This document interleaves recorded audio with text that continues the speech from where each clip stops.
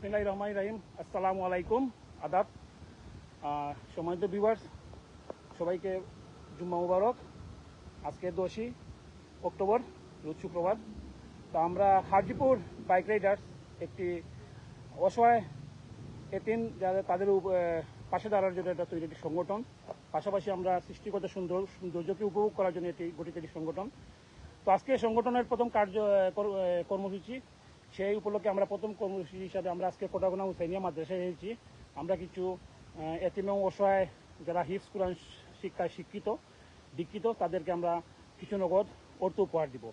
তো আমি এই মুহূর্তে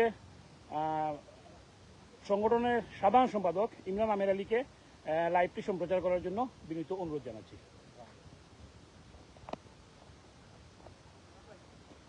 আপনাদের উপস্থিত আবার জানাচ্ছি, আমি সংগঠনের সবার সাথে পরিচয় করে দিচ্ছি। অনেকেই আছেন, 52 জন সদস্য আমাদের, এর মধ্যে আজকে উপস্থিত আছেন সবার পরিচিত রায়হান,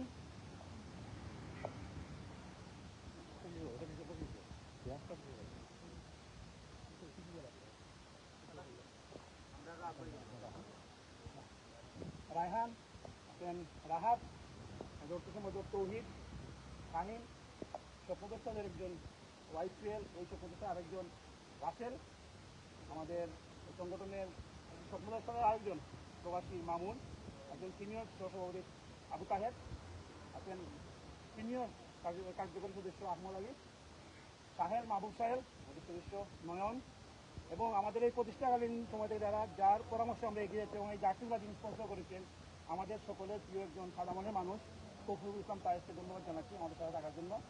আছেন আমাদের এক ছোট ভাই, গর্বিত সদস্য সাইদুল, ইমদাদুর রহমান সাইদুল, আছেন আমাদের খুব ছোট ভাই সাহেব আবিদুর রহমান জুবেল, আছেন রাহিম, ফারহান, নয়ন, ফজলের আব্দি, আছেন আমাদের সাথে জালাল, এবং সহ সম্পাদক রাজাব, ইমন, এবং সবচেয়ে কনিষ্ঠ খুঁজে আমাদের বাইকের সদস্য সানি।